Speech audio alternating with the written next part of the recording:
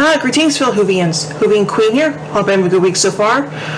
Or a look at the 12th Doctor era that continues on with the Pyramid at the End of the World. A 5,000-year-old pyramid appears overnight in a disputed area of Turkmenistan between American, Russian, and Chinese forces. The Secretary General of the United Nations requests the 12th Doctor as President of Earth to help.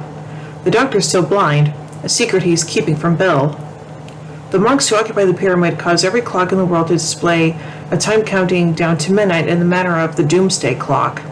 The Doctor has the military leaders use coordinated attacks on the monks as a show of strength, but the monks easily deflect them. The Doctor, Bill, and Nardole soon join the leaders as they negotiate with the monks. Using the computer running their simulations, the monks show that the Earth will become lifeless within a year. They offer humanity their help to stop a pending cataclysmic disaster, but only if they consent. The Doctor warns that this consent would have unknown but everlasting consequences. The Secretary General offers his consent, but the monks disintegrate him, saying he gave it out of fear, not love. The Doctor realizes the monks are misdirecting them to believe a military disaster is imminent and suspects the threat is biological. He and Nardole find several laboratories performing bacteria work and briefly override their internal camera systems to determine which one the monks are watching. Bill stays behind as Dr. Nardole travel in the TARDIS to the lab.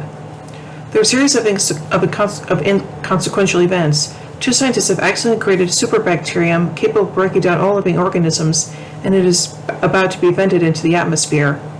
The TARDIS arrives, but the Doctor sends Nardole back for safety, unaware that he has been contaminated. Inside the TARDIS, Nardole collapses unconscious.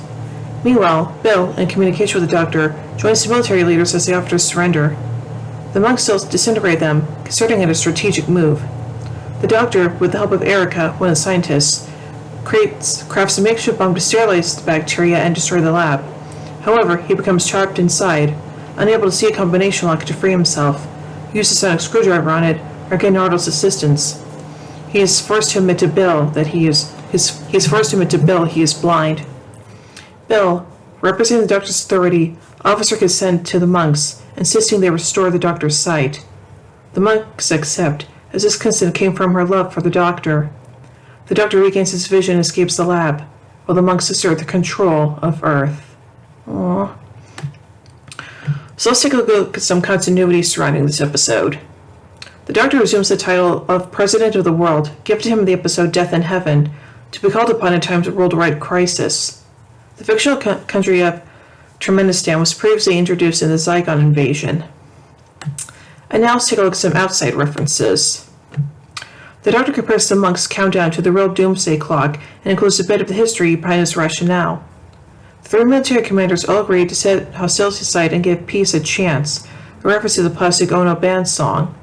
The Doctor, in congratulating Erica, calls out, "By George, she's got it!"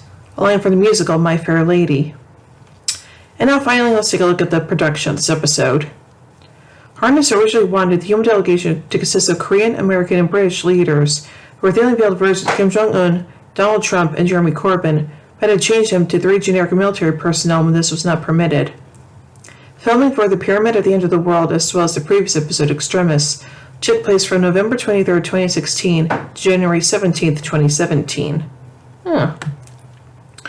So overall, as the second part of the Monk trilogy, this episode is just wow. And yeah, I understand why Bill did what she did because of her love for the Doctor. I mean, obviously, you know, her love, I mean, she loves him as a friend and stuff like that and so on and so forth. But yeah, I see why she did it. And so, you know, hey, can't blame her for that. So there you go.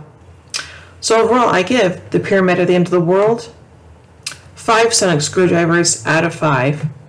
Well, anyway, tune in next time as we take a look at the final part of the Monk trilogy, The Lie of the Land. Well, hope you enjoyed this review, and if you did, be sure to give it a thumbs up, share it around, don't forget to subscribe and hit the bell icon to be notified about my upload videos, and if it helps support this channel further, then be sure to check out my Patreon page. Link is always in the description below. Anyway, until next time, this is Whovian Queen saying, "Oh my giddy aunt! When I say run, run! I've reversed the polarity of the neutron flow. Would you like a jelly baby? Fantastic! Allons-y!